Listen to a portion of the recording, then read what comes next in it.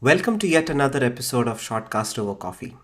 Today, my guest is Pranav Radhakrishnan. Pranav is a terrific science communicator and the man behind the popular YouTube channel Science is Dope, where he talks about pseudoscience and some people who popularize it and analyzes conspiracy theorists who are getting popular day by day, unfortunately. Pranav is an engineering graduate from the National Institute of Technology, Calicut, and I found out that he also grew up in Kozhikode, the very city where I did a lot of schooling in. In this episode, I talked to Pranav about atheism, debunking pseudoscience, alternative medicine, and, of course, Sadhguru. So, without further ado, let's now get right into it. Hi, Pranav. Welcome to the podcast. Hello, glad to be here. Yeah, I'm interviewing Science is Dope.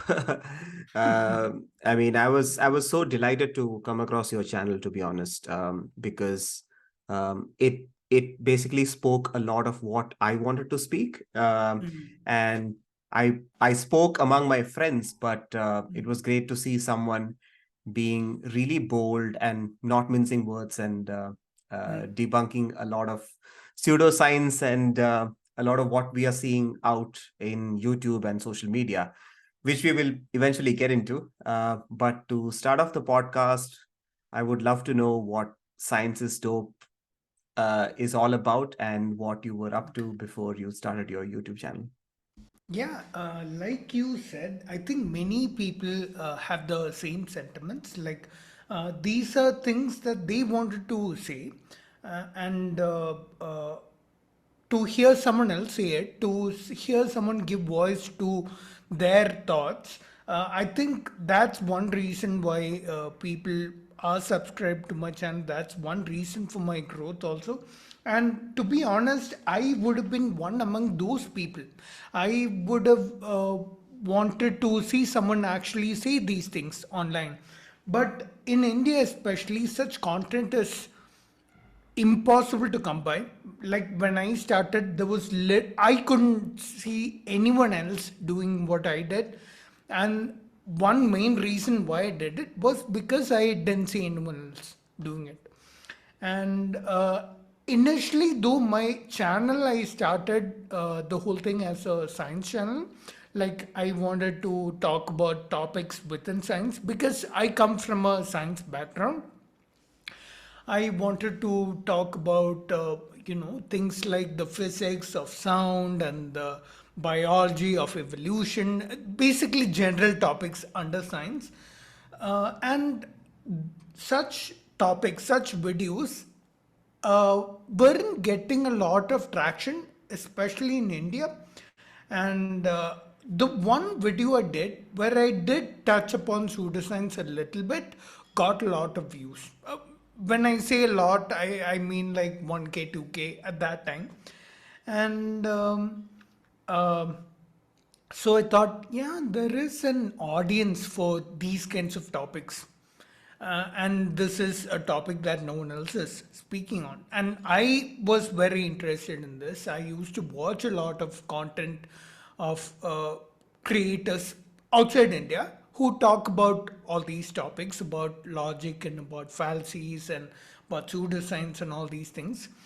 And I thought, okay, why not do some more videos on the topic? And I did such videos where in between I would bring in whatever science topic that is relevant to this idea being discussed in the video. And I'd try and call out all the pseudoscience also, all the fallacies being made also. And those kinds of videos got really popular. And I remember there was this one video I did on Sadhguru, who's getting extremely popular now on YouTube, especially. And that video did really well. In fact, that's the most watched videos, second most watched video on my channel now. And many people even discovered my channel through that video. So, yeah, once I started doing such topics, there was no looking back. And today, more than science, much more than science, I do topics on rationality. Yeah, and rational thinking. Yeah. Yeah, fantastic. So, you said you wanted to start off as a science channel. We have the classic case of someone like a Mark Rober, Veritasium, Vsauce. Was that kind of the line that you were looking to target? Yep, those were my inspirations. Those channels were the ones I wanted to be like, kind of. And even today, you can see.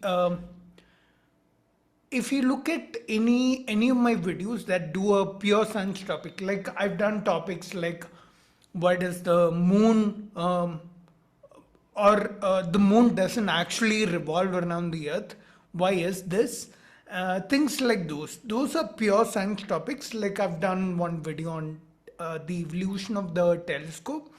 Those topics are pure science, and if you watch them, you will see that the pattern of the videos is kind of similar to people like Veritasium, and yeah, so they're my inspirations. Excellent.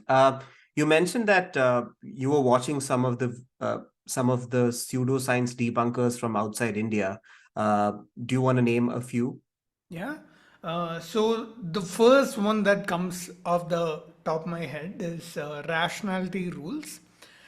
He's a UK based YouTuber. Mainly talks on religion and such topics, but he also talks on pseudoscience. And he breaks down arguments or points made by people by exposing what logical fallacies are being committed. So, in fact, I learned a lot of my fallacies from watching him. And then I would say there are people like Professor Dave, then people like there's a channel called Simon Dan, if you've heard of him. He also debunks a lot of flat Earth arguments and things like that, conspiracy theories. Yeah, these are some of the few. There are a bunch more, but yeah, these are the few. Mainly channels that do debates, arguments, or break down arguments and debates and stuff. So those are the channels. Hmm. Yeah, I mean, you mentioned about flat Earth theory. I don't even know if I can call it that, but it's crazy the number of people who believe in Yeah. that kind of stuff even now. I mean, I went to grad school in Virginia Tech, and Virginia comes under the so-called Bible Belt, if you will. Oh, It's yeah, I'm aware. southern state. I Is mean, Virginia a southern state? yeah, it was one of the Oh, I Confederate didn't know states. this. Yeah, Okay. funnily enough, Virginia is a state of great contrasts. So Virginia starts right below DC, and it goes all Okay. the way till about North Carolina. I think that's the state Okay. that Okay. comes right below. Okay. So the counties that are close to DC are extremely wealthy. The 5 6 counties surrounding DC have one of the highest per capita income in the US because of defense contractors, people working for the CIA, NASA, and all of that. And Okay. then the bordering counties, which border like West Virginia, they are you can still see Confederate flags. You can still see the remnants of the coal industry and so on and so forth. And funnily enough, I was a teaching assistant during my first year, and I met someone who had enrolled for an aerospace degree and did not believe in evolution. So um, it was absolutely fascinating. Uh, yeah, so I discovered it pretty late that you have this notion that people in the West, um, coming from India, right? I mean, you So, just uh, I think you can say a lot of what you said for people who don't believe in vaccines. So, I think some of these beliefs that people have come out of privilege. They've experienced the privilege of not having such deadly diseases rampaging through their societies for so many years, or even things like flat earth, like their problems are so few and far between that things like evolution. So all these ideas, to some degree, come from religious or magical thinking. That's what I like to call it. So I think they also come out of privilege. So, anti-vax especially, they've not had these diseases for such a long time in their societies that they kind of forget the role science and vaccines had to play in bringing them to that state in their society. And that privilege makes them question the very few side effects that vaccines or uh, uh, let's say flat earth, they usually bring in government control and all these things, right? NASA's fooling you, that's what they say.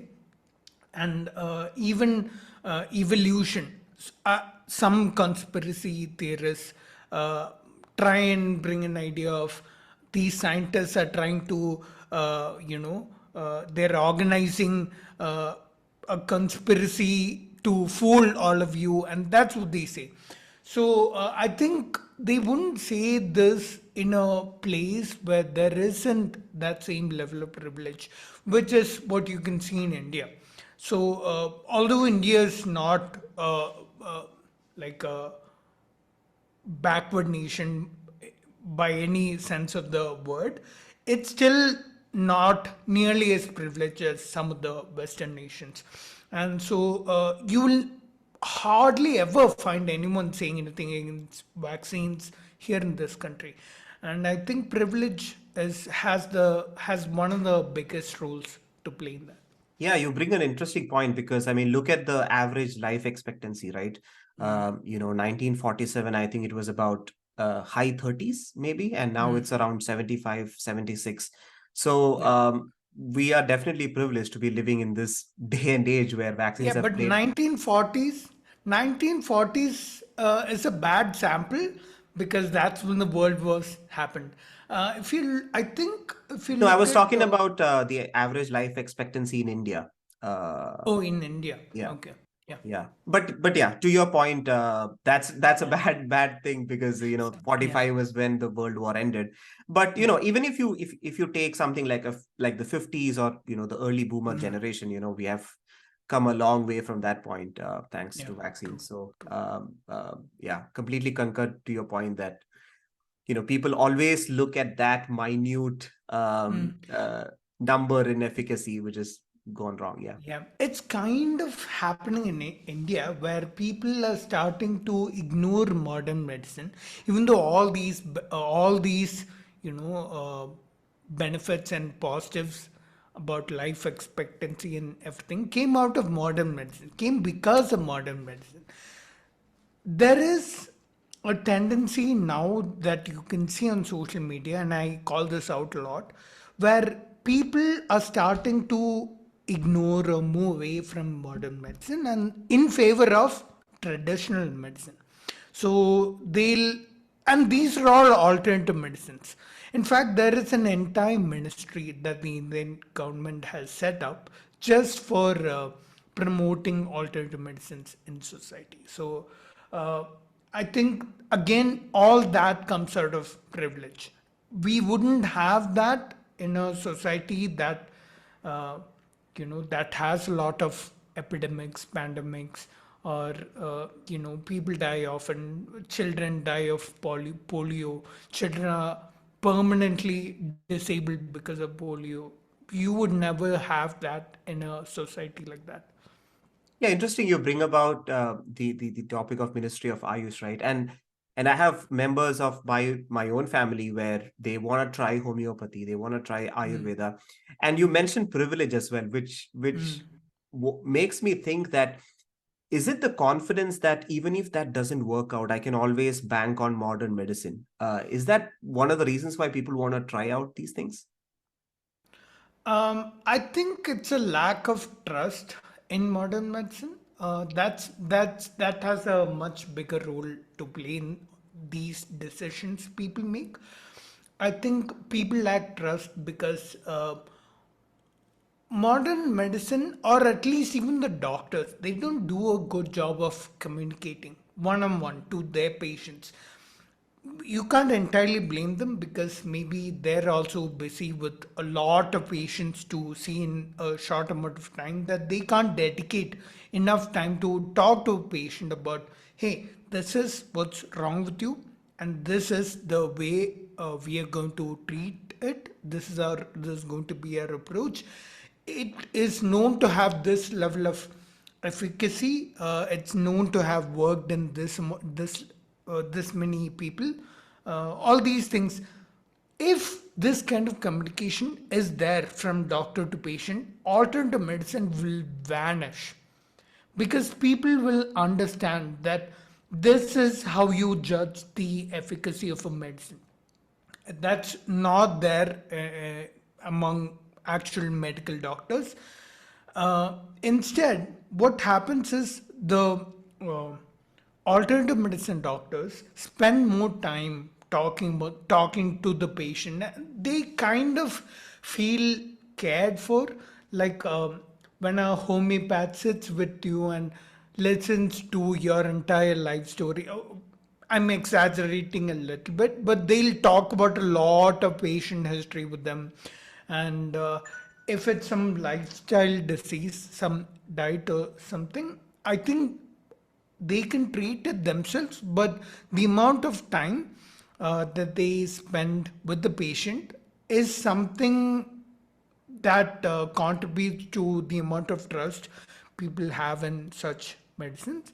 And I don't think patients think about, even if this doesn't work, you can fall back on modern medicine. Patients don't think that way, but the way they think about medicine is so distorted by the existence and the promotion and this thing about I said about communicating, and there's also communication in the sense a lot of people promoting modern medicine, alternative medicine, especially on social media, talk a lot of uh, talk a lot of shit, for lack of a better term, about modern medicine. They try and say things like, hey, modern medicine's all chemicals, they have all these side effects, and they basically turn people away from modern medicine. So it's a combination of all these things that end up in modern medicine being looked at unfavorably, and alternative medicine getting all this promotion. Yeah. Yeah, I mean, people talk about the efficacy of modern medicines, right? Like even if it's a vaccine or something. But the same numbers don't really come out when it comes to Ayurveda or homeopathy. And I don't remember people ever asking for those numbers. Like, why would that be? Um, So, as humans, we don't pay much importance to statistical evidence, whereas that is the measure of efficacy of a medicine. You should have medicine that has gone through proper randomized control trials, having all these efficacy and numbers and all these things, and based on that you should make a decision on, hey, this medicine is the most effective for this condition and not this one. Instead, we tend to think in a fallacious manner by looking at anecdotal evidence. So, one person says that, hey, going to this doctor really helped me. I had this pain over here, and now after going to him, it's completely gone. And people hear that, and that gives a much more impact, or plays a much bigger role in their minds. Things like these anecdotal evidence and things like what people say, this they have a bias towards things like recency, availability, things like what people say, like authority, like uh, these are all fallacious ways of thinking. Anecdotal evidence is another one. So people give a greater importance to all these things rather than statistical evidence, which is what modern medicine works on. So, and a lot of these fallacious thought processes are something that evolved as a trait in us. Like, imagine like 100,000 years back, the Homo sapiens that existed back then never had to deal with such high levels of statistics and all that. Most of what they dealt with are all anecdotal, are all hearsay. Like he said this, she said that, things like that. And even today, we've not evolved at all from how Homo sapiens were back 100,000 years ago. So we still tend to pay more importance to thought process like that. So yeah, that is Hmm. the main reason. Yeah, I mean, I feel like the lobby of alternative medicine is quite huge. I mean, it can be pretty much compared to the sugar lobby in America in the 1950s and 60s, and fighting against that seems to be quite an uphill task. I mean, we all saw what happened with Dr. Abby Phillips recently, Hmm. Yeah. with Himalaya and all of that. It's crazy that we have to fight for these things at this day and age. Yeah, I think it'll benefit people who are not aware to actually talk about what exactly happened. So Dr. Abby Phillips is a hepatologist from Kerala, who's mainly active on Twitter, and he provides a lot of chemical analyses, and he tweets about the actual reports on these things, and he provides you the test results you can see yourself. And he calls out a lot of alternative medicines, he does chemical analyses and all these, mainly because he also gets a lot of patients who have liver damage only because they had alternative medicines. People who would have been otherwise completely healthy were harmed by these, especially Ayurveda. I think this is one reason why I called out Ayurveda. People don't see the uh, actual danger in having untested, unsafe, not safety tested medicines like Ayurveda. So recently, what happened was he made a tweet.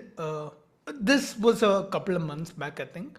He made a tweet against this Ayurveda company, this huge Ayurveda company called Himalaya, made a tweet providing all evidence against this one medicine, and he got sued. And the company demanded that his Twitter account be removed. And he is actually one of the few people that actually is knows what he's talking about, is really qualified in this area and focuses on this area. And to have his entire Twitter account removed is a huge blow to science communication all over the country. And now he actually fought the lawsuit back, and he got a stay order from a higher court against this lawsuit issued by Himalaya. And today's Twitter account is back. But you can see how there is, like you said, there is an uphill fight for all these, for any science communicator that's trying to call out this kind of bad medicine and all this. So this is one example of one thing that happened. Yeah. Hmm. Yeah, yeah. I mean, I'm glad he got it back, and it was very heartening to see the level of support that he got on Twitter, Yeah. I including think yourself. many Yeah. people, yeah, many people were even willing to contribute financially to actually fighting the company. So yeah, I'm so This is one of the things that makes me optimistic about pseudoscience in this country. Although, even though it's in a bad state right now, all over social media, it's in like you have all these creators, uh, uh, spouting ideas that have no evidential basis for them. Uh, I'm optimistic because there are people who see the value in all this, who are on the side of evidence, and those people are so like the bravery of the communicators is something that inspires them to support these people even financially. And like a little bit of rational thinking is all people need to think through the bullshit that they themselves see. So, because of all these reasons, I'm optimistic, even though we have a bad state of pseudoscience in this Yeah, country. it's good that we are seeing minor deltas, minor improvements. But I think Yeah. every step in the right direction should be encouraged. You mentioned about rational thinking, right? And I've had this thought for the longest time where rational thinking is very difficult to interpret in the sense that people can be rational in some areas but Mm, irrational in others, and it's mm, very nuanced. mm, They may look for the absolute evidence in some mm, cases, whereas mm, in some other cases they may be like, it's okay, why not? mm. And Obviously there is a lot of link with religion. How do you see it? Can someone be rational all the time, or are just human beings very layered in the sense that they can be quite hypocritical at times? So, yes, I do think someone can be rational with the important decisions in their lives. I don't think humans by nature are rational creatures. We are far more emotional than rational, and emotions are important. It's what helps you, or it's what enables you to appreciate art and music and beauty and emotions of being with people you love. All that is important for a person. But for important decisions in their life, thinking rationally is important. And I do believe that people can be rational consistently with all such decisions. And for me personally, I did fall to some irrational, let's say, even superstitions at different points in my life. And once I actually thought through that, or saw reasons why um, it's not useful to believe all these things. Like, I'll give you an example. So there is this thing called stock market. This is completely non-religious pseudoscience. I forgot. There's a name for it. It's called. Uh, it's a kind of reading the graph of a particular uh, uh, stock or even cryptocurrency. So, judging by the shape of the graph, whether it's going up or whether it has taken this pattern, I remember there's this pattern called the head and shoulders pattern. So, apparently, it looks like the graph looks like a person's head and their shoulders. So, based on the shape of the graph, uh, you can predict, or they claim that the graph is going to go up or go down, and based on that you should make decisions of buying or selling. And once I realized it's complete pseudoscience, it took me some external force to actually come to this realization. I had to see people actually talk about how fraudulent this whole idea is. And once I saw through that, I was able to think more rationally in these areas. And I think that's what a lot of people need. If they get someone telling them that, hey, these ideas are irrational and this is why, I think people can start being more rational in decisions they make or in beliefs they hold. So,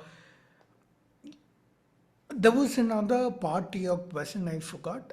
Can you Yeah, ask yeah. that again? I what I wanted to know was, can people be rational at all times, and Yeah. are people, usually quite hypocritical, right? When something happens to them, they sort of change their minds and start to think in a very irrational way. So, Yeah, you know, so I think it's far more important to be skeptical and to question everything that they come across, all the ideas that they come across. And that's something I teach in my videos or I talk about in my videos. And I think when people start adopting that sort of skeptical attitude, they can be consistently rational in all their decisions. And another thing that you spoke about is the tone of communicating with someone. If you want to give them the best chance of making a rational decision or rational belief about something, I think it's important to speak in a tone that doesn't feel like you're attacking them or calling them stupid or condescending at them. Because I think when you do any of those, they instantly have their defenses up and they'll go into a state where they're more concerned with defending their beliefs or proving or showing that they're not stupid. And this hinders actually you getting through to them and actually conveying your message or what you actually want to tell them. And I think it's important, and I only realized this midway through my YouTube journey. So now my videos are more concerned with actually being a little more toned down, non aggressive in what I try to say. And yeah, I think once people are in a state where they can take in your message, yeah, I think once they're convinced of whatever you're saying, I think they'll start being more rational. Yeah. hmm.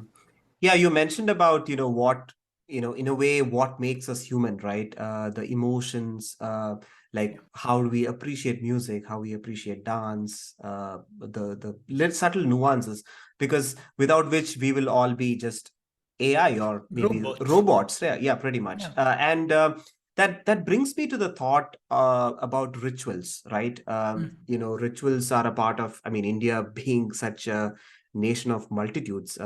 Rituals are an integral part, and there are two ways to look at it: rituals from a religious standpoint versus rituals as a cultural identity. So I wanted to ask you, what is your take on rituals, and uh, is it really important for uh, someone who is an atheist or a free thinker to completely go against rituals? Because yeah, I think you get the point, right? Yeah, I understand. So, uh, I think very often, even though people in this generation might be more free thinking, more radical, and more rational in a lot of their thoughts, and they probably wouldn't believe in a lot of rituals. Oh, by the way, I think all rituals have some element of pseudoscience in them, whether they're religious or not. I don't need to give you examples of Oh, there religious are so many. rituals, Yeah. but yeah, there are non-religious ritualistic behaviors that people take part in. So things like um, when there's a rocket launch in NASA, apparently all astronauts or for every astronaut rocket launch, they apparently pee on the rocket because apparently some astronaut in the 70s or something did that and ended up having a very successful mission. So now they do it for every mission to be successful, and they know that uh, it's not based in any concrete basis. They know it's a ritual that's superstitious, but they still do it. And sometimes, yeah, I do think these can be harmless, but and some part of us kind of has a tendency to engage in ritualistic behavior. I remember, even me personally, I would, like, before my exams, this was a long time ago when I Yeah. was still in school and not really an atheist or anything. Just before my exam, I would go to the temple in a specific way. I would choose a specific route, pray at the temples in a particular order, things like this. And this was a ritual for me. Like, of course, there are rituals in the temple itself, but even outside the temple, I followed all these rituals because I thought they bring me good luck. And I think this is a human tendency, but just like those astronauts who recognize that this is superstitious, I think it's important to recognize when there is superstition and when it's not. And I think that will help people think rationally. And when it comes to an older generation, that's what I was starting this point with. But when it comes to an older generation, like your parents or whatever, I think it's futile to try and change their minds. It's more important to change the minds of people that are going to be alive for a much longer time. There's very little use in changing the minds of the older generation, because you can argue those are the people in power in governments, but for your parents, or your family elders in your family, it's not as important to try and uh, change their minds. What people end up doing is they might argue and they might offend and end up completely ruining their relationship with these people. If you think that your relationship with these family members is more important than them changing their minds, then yes, of course, just avoid talking about these topics with them, because you're not gonna gain anything by changing their minds. It's another entirely different story if you're dependent on them, either financially or emotionally or whatever. But uh, if you're financially independent, don't even bother talking to your family elders on these topics. If it's something that directly affects you, like if they're trying to impose their beliefs on you, just put your foot on and say no. I don't believe in all this. I'm not going to take part in this. That's all you have to do. If you're dependent on them, however, I would say, try to, I think your most important goal should be try to gain independence, mainly financial. And once you have that, only can you stand up to them. Otherwise, you can't afford to break these relationships with them. So just work towards getting independent, and then like whatever I said earlier. But yeah, this is how I personally do it. I'm not sure if this is the only way of handling it, but this is how I handle it. This is how I tell others to handle it if they're faced with this similar situation. Yeah. Mm. You bring a very interesting point about, not ruining relationships, and maybe a futile thing to change the generation past, right? I mean, the generation that is in their 60s and 70s, because they were children of their time. They have had some sort of a social conditioning. But have you had this instance where, you already know that you are an atheist? I mean, you are pretty confident that you are an atheist, but there is a family gathering or there is some social gathering where there is someone of the earlier generation talking absolute garbage, and you are itching to be like, no, that is not true, but held back. Yeah, there have been situations, and there have been times when I would interrupt and say, "Hey, this is all bullshit" or something. But now I know better, because I think it's far more important if they're all older people, and changing their minds might not really be of any use. I would just stay quiet most of the time. I do all. So I think there is this itch inside me that you talked about get satisfied because I get the opportunity to make videos and talk to people about these exact topics. So that satisfies the itch. So nowadays I don't really feel the need to interrupt an elder and do all these things. And I would say, yeah, do I would say a similar thing to anyone else who asks me that question. It's futile to talk to them and change their viewpoint. Uh, I will, however, say,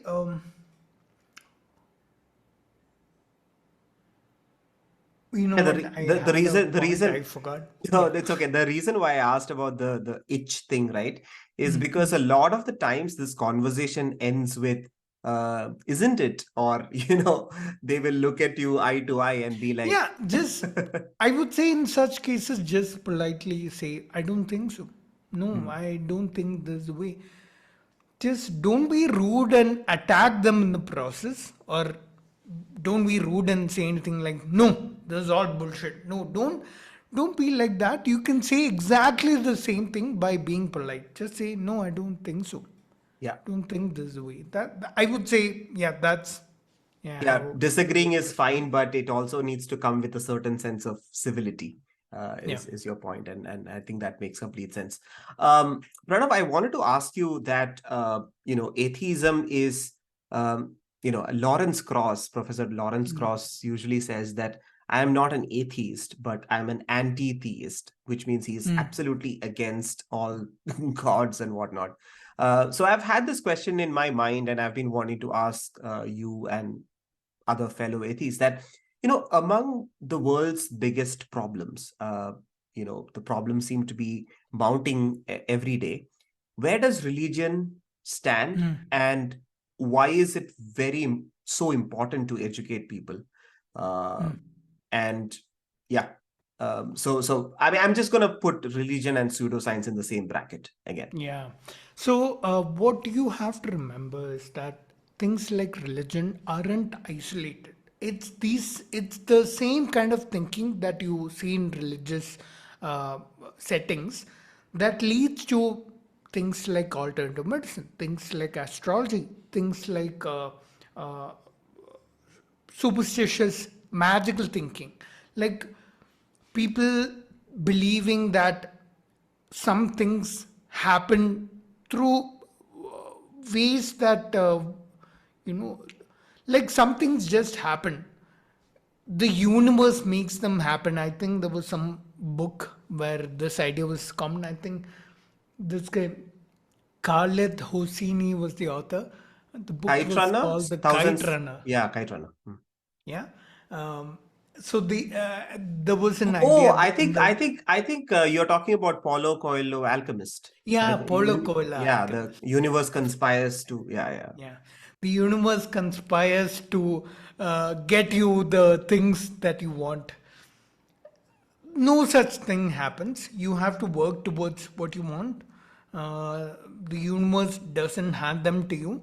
Of course, you might turn out to be uh, extremely lucky, and you might inherit a fortune, and things like that do happen. Of course, that's a statistical anomaly, but there's because of uh, because of that, it doesn't make sense to rely on that. What happens is people rely on these things. So I think all these things happen because of this same magical thinking rooted in religions. So in my channel also, I don't just address these pseudoscience elements. I also criticize religions in on my channel, and it's important for people to get out of that sort of thinking to actually help help themselves not fall to scams and fraudulent products from these alternative medicine peddlers. So yeah, I think we have to reach a point where religions become irrelevant in our society, and I think the problem right now is people don't have good reasons, or the actual uh, thought process why they don't believe these things. I believe if we give them that, they're gonna start thinking for themselves, and uh, things like religion, all these superstitions, they'll all slowly become a little more irrelevant. They probably won't vanish, but they'll become irrelevant. And that's something I'm also fighting towards. Of course, it's a huge, long fight, and baby steps are the way to go. Yeah, Yeah, that's what yeah. yeah, absolutely. The reason why I brought up the rational in some cases, irrational in some cases is because of this, is that a lot of the people that I interact with, maybe, the usual temple goers, the people who celebrate Diwali, who will, do the Ganesh Chaturthi, make sweets and snacks and all of that. But when it comes to, medicine, or when it comes to, they are absolutely scientific. So, I mean, my question to you is, isn't that the majority of people? Or do you think that because they are slightly, tilted towards the religious aspect, it will only take one nudge before they divert onto alternative medicine, superstitiousness and all of that? I don't know, but that maybe so it depends on the person. Depends on like you can only talk on a case by case basis. Most people, if you give them that nudge, they'll actually go. They'll actually discard all their religious beliefs. But some people, if you give that nudge, they might actually start believing in things like alternative medicine. But I think it's the most important thing is that people get the right information to make these decisions. And that's what I do on my channel. I tell them, hey, why it's wrong to think in this manner. What's the fallacious reasoning behind all this? And yeah, so I think you can't make a generalized statement for all people, but yeah, all these people are simply inconsistent with their beliefs. They have pseudoscientific beliefs in some aspects, but they don't in others. Ultimately, what they need is good reasons to believe or not believe some things. And when they find that, they will decide accordingly. Most people I've met who have rational beliefs in one setting but don't have them in others are tend to be rational people who will go looking for this information on their own, and if they find the right sort of information, they do tend to think rationally in those areas of irrationality also. Hmm. Excellent. Now, I mean, we are both Indians, so it's important that we talk about India and Hinduism, of course. I've had this thought about Abrahamic religions or Semitic religions versus Hinduism. There's this common narrative that Hinduism is not really a religion, it's a way of life, and all of that. So, when, as an educator, as a science communicator, when you are educating people about pseudoscience, do you see any difference in the kind of population that believes in such things, if they are uh, of Abrahamic religions versus Hinduism? Has it been easy to communicate it with someone who is a Hindu versus Abrahamic religion, or is it all the same straight up? I would say it's all the same. I don't really focus on religion. I tend to broaden into pseudoscience as a whole most of the time. But I do have friends of mine, other creators, um, who debate people on religion. I do think it's very common that they get uh, Hindu people who will argue points like this, that Hinduism is not actually a religion. Uh, it's the tradition of the peoples in this geographical region and all that shit. But ultimately, you have to just think about. So, for me also, I just think of Hinduism as the lived reality of people in this country. Uh, like if they're filling a government form, they ask what the religion is, there might be a box for Hindu, and you'll take that. That's what you do. You don't live your life going around like, hey, it's a way of life. What difference does that make in your life, right? Like you follow it the same way someone in the West might follow their Abrahamic faith. And yeah, in a lot of such respects, it's the same as an Abrahamic faith. But yeah, if you get into the philosophy of it and all these things, yeah, there are differences in the way the uh, in the philosophy of Vedanta and all that. uh, I don't really address these things on my channel, so I'm probably not the most expert person on all these topics. But yeah, if they want to talk about such topics, yeah, sure. But if they want to address Hinduism as not a religion, yeah, that's not really the lived reality of most people. Yeah, yeah, that makes total sense. I mean, recently I've been coming across people who are increasingly calling themselves spiritual as opposed to religious. Um, what is your take on that? Have you been able to completely figure out what spirituality is? Because I haven't. Yeah, I don't think anyone has. I think people have an idea of what spiritual is, and they make decisions based on that. Like, hey, spiritual means you have to meditate a lot, and these are spiritual leaders. You follow them. You do these things. You do fasting. You eat in a particular way. You eat only particular foods. Um, you have these rituals in your day, all that stuff. So it's all a blanket of spirituality. There's no specific definition of spirituality. In fact, I even made fun of this whole idea in one of my videos on spirituality. But uh, in my opinion, it's just an extension of religious, because a lot of ideas simply have no basis for them. Like if someone believes in manifestation, that's a spiritual idea. There's literally no basis for it.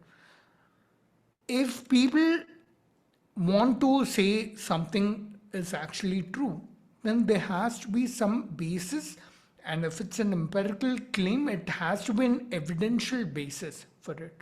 So that's my opinion. It's again another kind of bullshit, in my opinion. Yeah, But yeah, yeah. it's As you just a speak, bunch of ideas with no basis. Yeah. yeah, as you speak, I see the picture behind you. Extraordinary claims require extraordinary evidence. Talking about this, once you zoom in, I'll take my camera. Yeah, Carl Sagan, the famous author.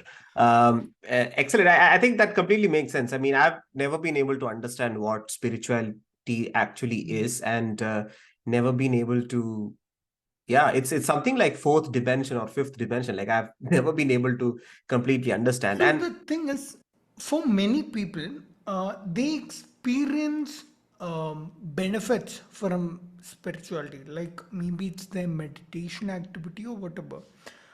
And if I'm honest, these benefits can also be attained by other means, like something secular. Like I think mindfulness meditation gives you the same results.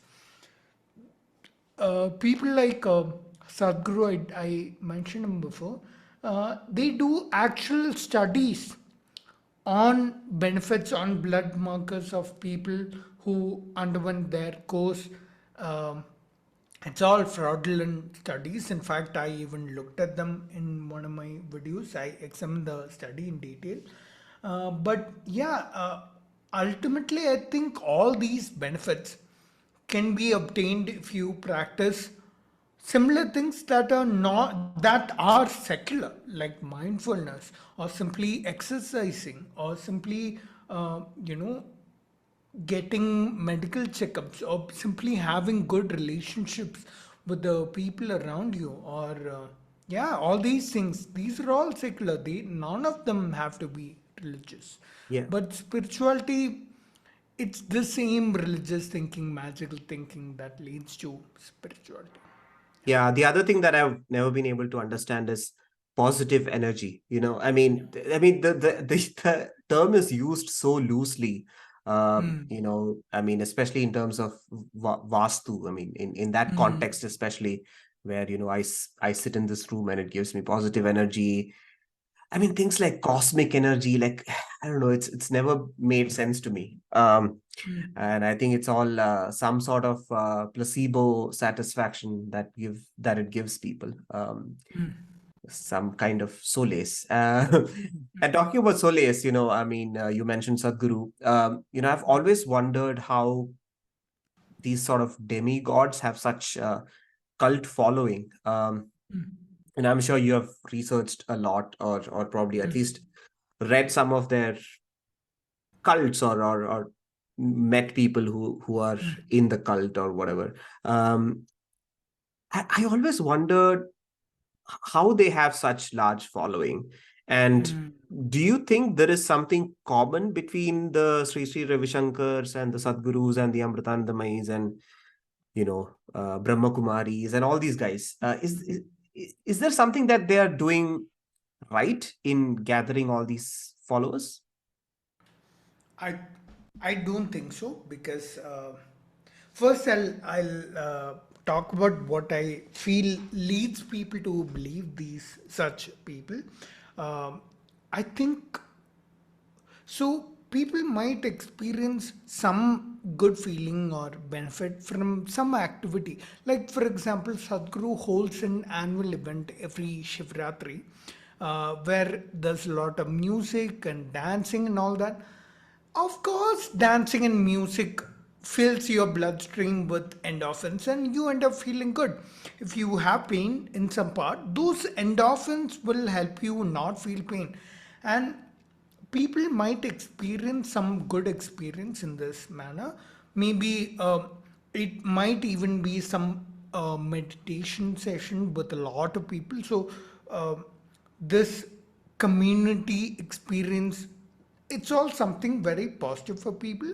And when they have a lot of people believing or sharing beliefs that they believe, it feels really good. And quite often, once once you have a good enough number, those people will keep coming back for more and maybe bring more people with them, and the number just keeps growing. And I think that's how all these um, cults kind of develop.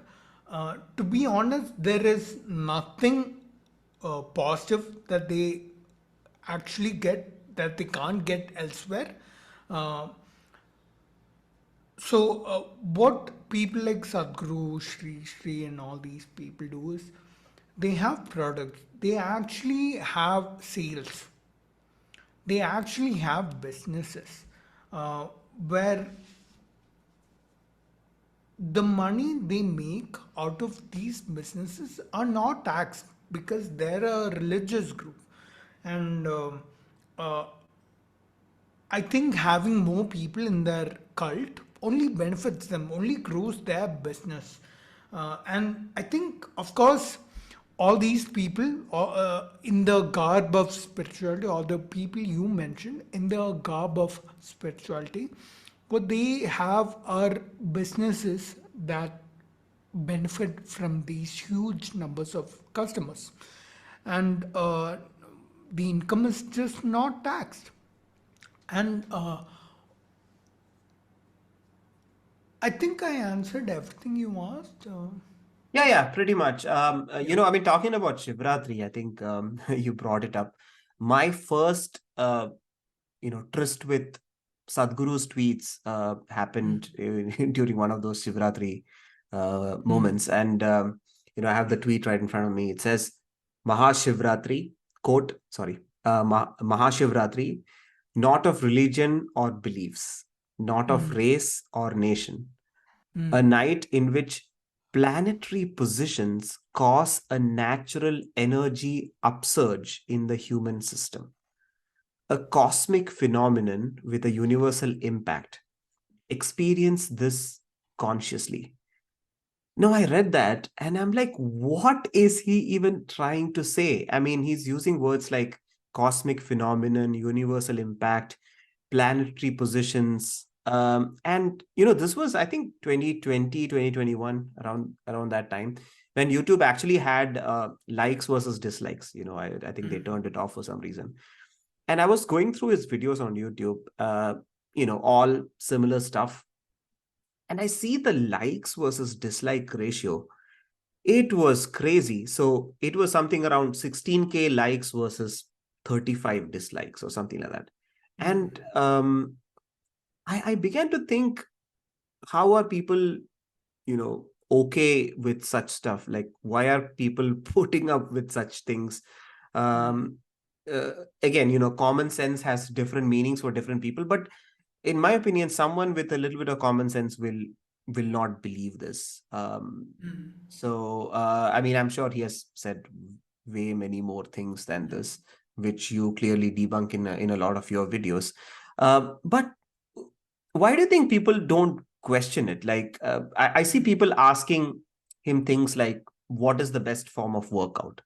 Like, why will you ask someone like that? I mean, why don't you go to a nutritionist or a physical trainer?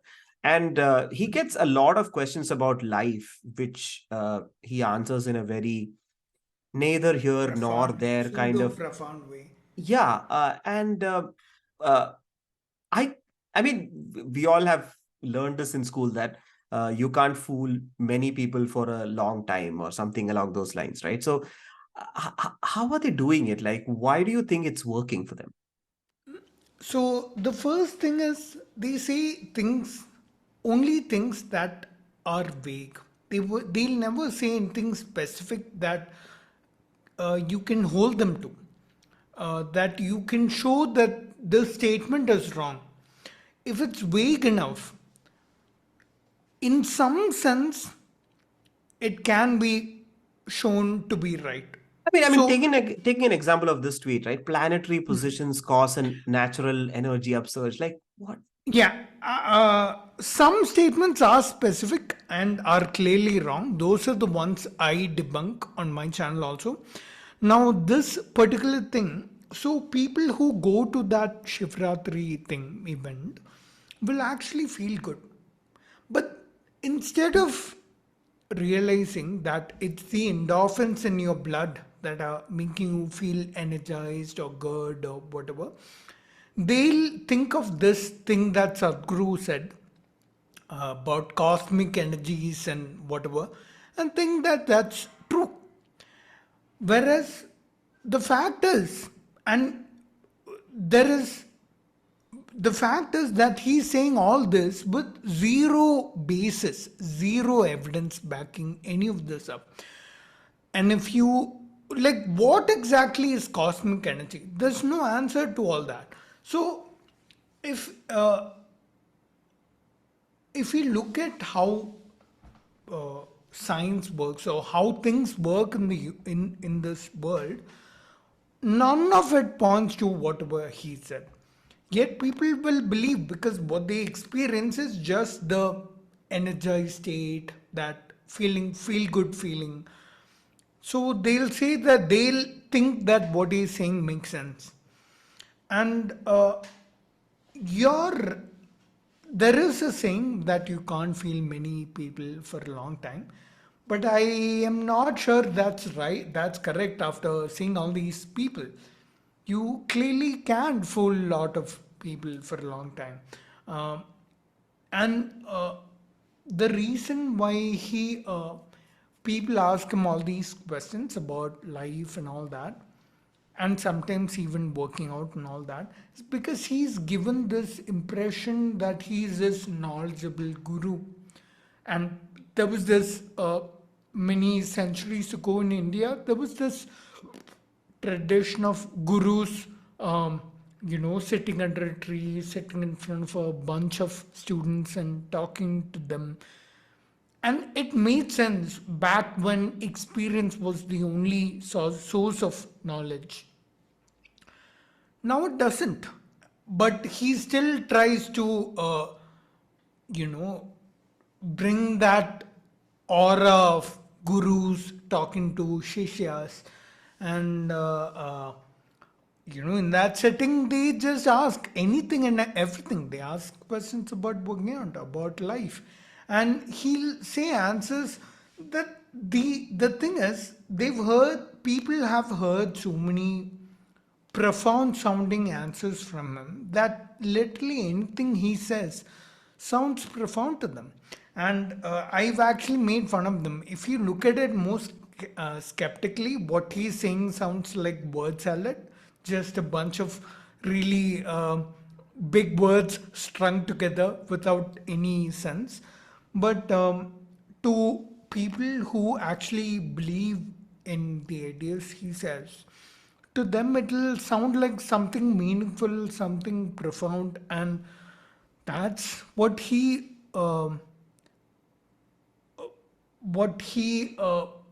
rides on, this sentiment of people. And if you look at things he says about diet advice or exercise advice, he actually tells people not to go to a gym. That doesn't make sense. Not to do weights, not to lift weights. Does it, in what world does that make sense? We've got tons, countless evidence on the benefits of weight training. How does he say that? So you can actually, like, people who actually know the facts can see through his bullshit right away. But the sad thing is that there are so many people who don't know the facts that he can gain an audience easily. So yeah, I Yeah. think that's what happens. I spoke to a few people who consistently share the shorts that he posts on YouTube or Instagram, who reshare in their stories. And I spoke to them and I was like, uh, are you a follower? And the consistent answer that I got was, I'm not a follower, but whatever he says kind of makes sense. That's Yeah. been the most consistent answer that I've got. And some of them have said that he has a good voice, he has a very neutral accent. It's kind of like white noise Neutral. for them. Some of them have said that. But this whole thing called inner engineering, the product, like you said, that they sell, right? Um, I think in one of his interviews, someone asked him like, "What does it do?" And his answer was, so many people are coming back to it. So many people have benefited from it. They are ready to pay, a ridiculous amount of money for that. So it seems to work, but I don't know what exactly it is. Uh, do you have any idea So what it is? that is fallacious reasoning right there. You're arguing based on the popularity of an idea, saying that an idea is true because of its popularity. But yeah, that's not why something actually is true or works. It should be on the basis of evidence. Because if you don't have that evidence, there might be something might be popular for a lot of reasons. It might be popular among a lot of people simply because they don't know any better. It might be popular because they've already been fed a lot of ideas right from their childhood, their religion or whatever, that when they hear other people saying things that sound true or in the context of everything else they've heard and experienced, it'll make sense to them. So, among such people, obviously it's going to be very popular. But that's no reason to think that it's true or it works. Yeah, that is so true, and that's been one of my biggest criticisms with the religious texts is that it's not simple. It's why is it so complicated to understand? Why or and when I say that, the the common argument that I get back is that you have not reached that level of. But I am such a first principles guy, and I'm like, why can't you just make it simple enough to understand? And yeah, and the other thing that I've also noticed is that scientists evolve. Science evolves, and a lot of the times things that were true in the 1970s are not true anymore because we have some other proof that is countering it. But not for once have I uh, heard any of these demigods or gurus take back their statement saying that, hey, I was wrong and this is the correct version, which is, I mean, we are all humans, right? And humans make mistakes, and how can they be so perfect? I mean, I've always wondered that. Yeah, he kind of markets himself as a perfect person, an incarnation of God, as a kind of demigod. You said it yourself. So, I think part of how he markets himself is by not being wrong about anything. And one thing you said a while back about science changing or something that wasn't true or something that was true in the 70s becoming not true now. It's like this, okay? There are facts and then there are theories. The facts will never become untrue. The evidence, facts slash evidence, whatever, will never become untrue. Whatever facts we've seen so far will only add more evidence, more things we see, things we understand to that list of facts. Now, based on these facts, you have theories. You have theories like Newton's laws or Einstein's relativity that uh, try and explain why the facts are this way. They can only make such theories on the basis of facts they've seen till that date. In future, if a new fact comes along and gets added to this list, this theory might have to get updated, might change completely. That's how science improves. The facts don't change. The theories might change or improve or upgrade based on what we've learned. And all this comes with the assumption that hey, we're all humans, we make mistakes. Whenever we do make mistake, let's admit it and learn out of that mistake. But if you are an incarnation of God, you're not going to make a mistake, right? So that's why they hold on to, they never take back anything they say. They'll always justify something. They'll always justify their words or what their religious ideas tell them. All these things they'll justify, they'll rationalize in the context of what we do know today. So you'll never see them saying it's wrong. Yeah, Yeah, and I feel that's like what. it's easy for them to justify because the statement that they started off with was vague in itself, right? So it's so easy Yeah, to yeah. justify because nobody got it in the It's first easy place. to justify. Yeah. Yeah, yeah.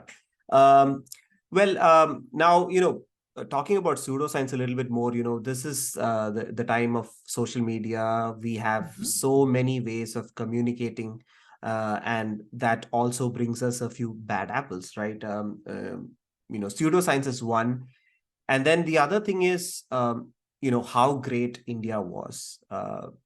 Things that, hey, we had aeroplanes, we had this, we had that.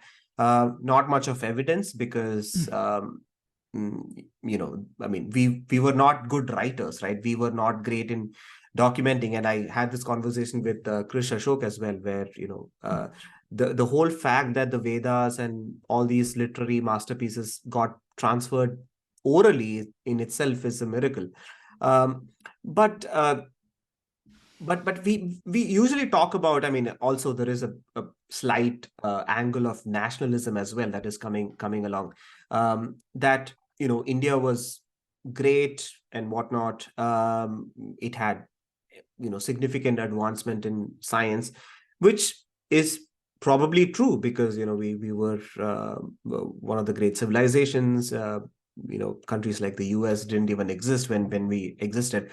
But uh, when we are propagating it, saying that we had this, we had that, other than getting a certain sense of validation, uh, is there any significance? Like, what if it was great? Right?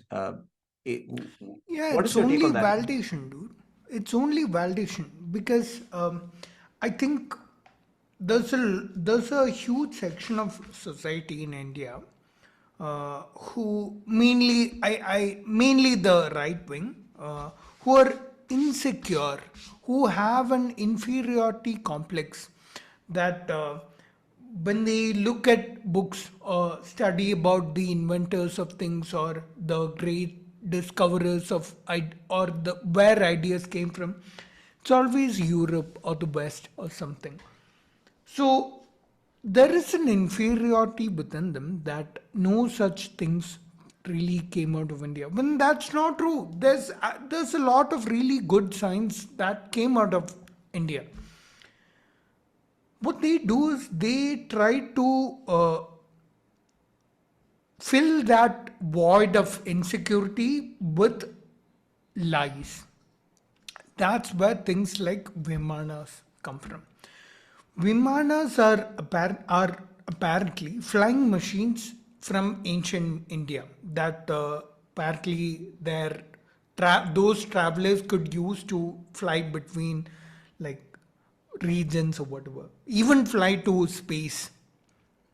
Flying is not really a thing in space because there's no air. You can't fly through anything. Okay. But that's the understanding that these people have. So they'll obviously say fly. You can only propel through space. But uh, Vimanas are based in just one book that came out in early 1900s that claims its origins are from the Vedas or from ancient India. That we actually it talks about things like, hey, we actually had uh, this kind of technology back then, and it talks about the uniform of pilots. Like, what scientific work, instead of talking about the physics of flight or how a machine actually gets in the air, instead of talking about all that, it talks about what a pilot should wear, what passengers should eat, what protocol should be like. What in what world would you believe these things? So it seems to me, although I have no way of proving it, it seems to me that this was made up by someone who saw the protocols or uniforms of pilots after flight was invented and we had commercial flights in the early 1900s. Someone saw that and wrote all this in a book. But this person who wrote it doesn't know anything about the physics of flight, about Bernoulli's principle and all that. So none of that is there in the book. Instead, what you have in the book are these really lame things. So it's all pseudoscience ideas like those, but the reason many people believe it is because it's not all that glamorous to say, hey, we came up with the number system or the Pythagoras theorem before Pythagoras. None of that is all that enticing in their minds. But to think that we could fly back then is a glamorous idea. And when you see any idea, any empirical claim like this, there has to be a cause to have an effect. There has to be a mechanism that leads to the effect. In physics, airplanes can only fly because their wings are shaped in that way and they control the flow of air in a specific manner that gives them lift. If you have pseudoscience like this, all you need is the effect. You don't need any cause, you don't need any mechanism. So, yeah, if you combine glamour with this inferiority complex and this absence of the need for a cause, and you have shit like the Vimanas. There are a lot of other things that came out around the same time. Things like Vedic maths claims its origins are from the Vedas. Uh, Things like was one more thing. Yoga. I mean, yoga was is a Yeah, fairly recent thing. You know, it was like Mysore. I think modern yoga, many elements in yoga are a fairly recent thing, and it's all pseudo scientific. But I think the philosophy of yoga was there a while back. I think I should research on this a little more before I talk about it. But there was one more thing I can't remember right now. Mm. But yeah, it's all these things that lead to ideas like Right. this. I mean, you mentioned about you mentioned about alternative medicine and how it actually causes harm to people. Like, someone goes into a quack, or someone who's not professionally qualified. But when it comes to pseudoscience and things like this, like claims, other than dinner table discussions of about how great India was, does it actually cause harm? Or I mean, it Definitely. all. Mm. Um, Uh, the harm is in the immediate harm is from things like alternative medicine, like you mm, said. yeah, But even ideas like uh, Vimanas or Vastu or all astrology or whatever pseudoscience that people believe in, I think that uh, kind of impacts their scientific temper. They don't look at things in a rational scientific manner. And when you already have such an approach in your thought process, you're more prone to being scammed, being falling into actual harm like alternative medicine. So, in my opinion, so I always say, okay, it's like a soil on which these plants grow. These plants represent specific ideas of pseudoscience. One plant might be Vimanas, one plant might be Vastu or whatever. You can't just pluck out these plants. That's useless. You have to target the entire base soil to prevent any new such ideas from coming out. yeah. So, yeah. Yeah, that is so true, because I think talking about alternative medicine, there are some really weird practices like astral projection and things like that, where people have actually lost their lives, and it's been such a Tell sad me case. about this. I actually don't know. Yeah, astral projection. So there was a case in Kerala. A guy murdered his parents, and he murdered because some quack or some guy had told that, you should murder your parents because he was in debt or whatever. And then if you murder your parents, then they are going to come back to life in a few days. So he murdered them. Both of them were professors. Okay. So he murdered them, and then he was in the room, in the same room that his parents lay dead, and he ordered Swiggy, Zomato, and ate and all of that. And then they never came back. Yeah. So some astral projection. You should look it up. It's a weird. Again, all these clan kind of rituals which actually cause harm. I think there was another case in Kerala where an astrologer said that you should go and murder someone, and then they actually did it. Uh, yeah, lots of weird cases. I mean, again, these are all isolated, does not impact the majority of people who are religious. Again, we have to add that caveat as well. But these are, like you said, in that soil, some plants like these may grow and they may cause harm to lives. Um, but yeah, you mentioned about Pythagoras theorem and all of that. I saw a recent video where you were talking about education system and textbooks, and you mentioned about NCRT, removing things like evolution, periodic table, in the name of reducing burden, and some other modules praising Indian aviation like Vimanas, and so on. So, and you mentioned earlier where it is important that we educate the next generation, and inculcate things like scientific temper and questioning and rationality. With these changes in textbooks and the education system, where is it all going, Pranav? I don't know. It'll all. So it's very hard to tell exactly what's gonna happen in the future. Maybe 5 years down the line, it's a long time. Lot of things would have happened in that time too, and maybe we don't have all these things in textbooks at that time. But right now, I think all this is a function of who's in power, what government is in power, and the government we have right now is very pseudoscience loving, very pseudoscience promoting. In fact, we have an entire ministry for pseudoscientific medicine. So I think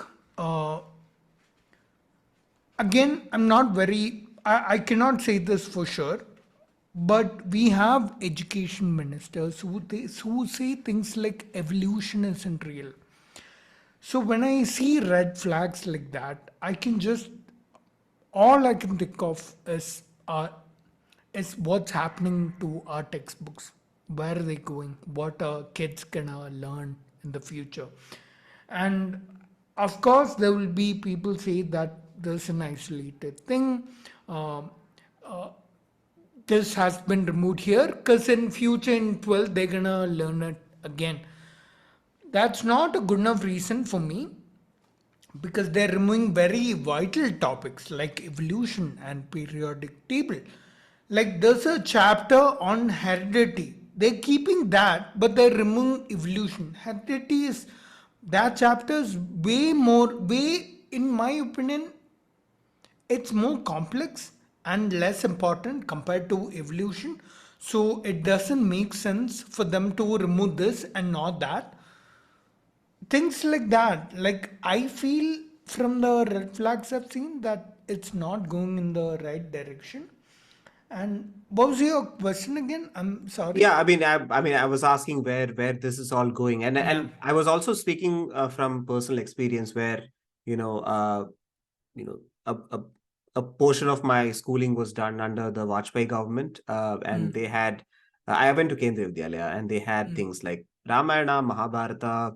I think they also had Gautam Buddha's lessons, and we also had a Sanskrit teacher who said that the first test tube baby was Agastya Muni because he he was born in a matka or whatever. But somehow we all grew out of it. So I guess students of this generation will also figure out a way at later stages in life, I hope. there's I think people changing on their own will depend on things like uh, what kind of exposure they get in school, in on social media, all these things. People they hang out with. I was, huh? People they hang Sorry. out with. Yeah, people they hang out with.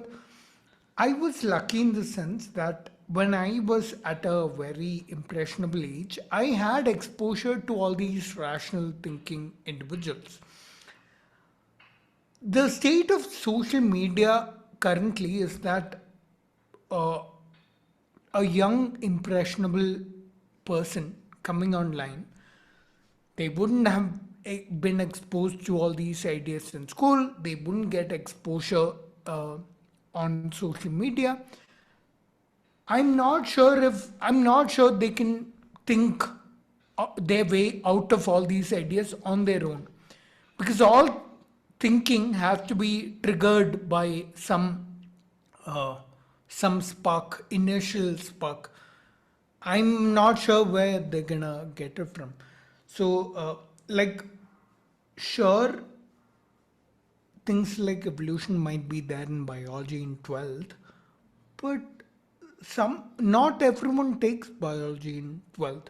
They, there will be a whole section of society which never gets any exposure to any evolution anywhere in their schooling. And yeah, like I'm not sure they can think their way out of this on their Yeah, own. that's true, because in a class of say 60, maybe the top 1% will eventually go on to mingle with that crowd who will think rationally, but then there is always going to be the next 30, 35 students who will never see that strata of society or never be able to mingle with them, and then will be in silos and have the same sort of thinking. So I think you bring up a very Yeah. interesting point there. um Now, Pranav, before I end this podcast, I have to ask you, if the entire world change changes to atheism, if there is no religion in the world at all, do you think there will be less problems? And the reason why I'm asking this question is, there are things like afterlife, right? And things like karma that's keeping people not do things that they would have eventually, or otherwise rather. Uh, so what is your thought? Like, will there be less problems and I, I or think we give a little too much credit to atheism because if you had asked the same question, but you had said, if the whole world becomes skeptical, will we have less problems? I think, yeah, definitely. that is a But fantastic if statement. Yeah, yeah, I agree. Yeah, but if it's just atheism, yeah, sure. If that atheism is a product of skepticism, yeah, sure, maybe. But some people are atheists very dogmatically. Some people may strongly hold ideas of things like communism, and they're atheist because that's another idea that gets fed into them. Or maybe I've seen people calling themselves Hindu atheists.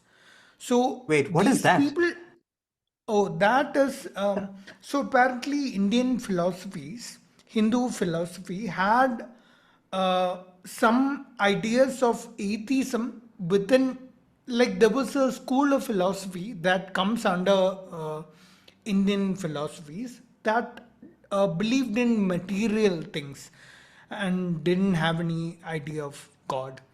So those people. But the problem is, those same people will believe in other supernatural ideas, like concept of soul, and believe in things like rituals and traditional ideas. So they're not really skeptical atheists. They're just atheists because of some other reasons. So, yeah, if I can modify your question to if they're all skeptical, yeah, probably there'll be lesser problems in the world, because some of the biggest problems in the world today arise out of people not being skeptical, people having religious ideas, which leads to war and violence. Like there's a war going on right now. That's a result of religion. And yeah, so you just have to look at what's the source of beliefs that people have. Is it some dogma, some unquestioned dogma, or is it something skeptical, something that arose out of their own skeptical thinking? Yeah, that's what we have to look at. But yeah. Yeah. So I think the broader sense of what you're saying is that even seems turns out that atheism also has layers, by the way. That is fascinating. But yeah, I mean, I think building scientific temper, not just believing the person, right? I mean, looking at the source and building scientific temper and rationality is the key to move the world forward in terms of science and technology and just betterment of lives in general. Yep. But well, thank you so much, Pranav, for Yeah. taking out No time. worries. You're really busy, I know, with scripting and all of that. I absolutely love your content, and I'll link your content in the show notes. I highly Thank you. recommend that people check them out. And Pranav also hosts a podcast, and I love how he asks guests very very interesting questions. One of my favorite episodes is with Krish Ashok, and have you done an episode with Abby Phillips? Yeah, Yeah, my yeah, very yeah. first podcast episode was with her. Right, right. Yeah, highly recommend people check that out. I'll link that as well in the show notes. But Pranav, you along with Meghnad, Vyom, all of you guys are doing excellent work and creating awareness, building a very nice ecosystem, a very nice society that can push us all forward. So keep up the good work, and thank you so much for joining. Thank you.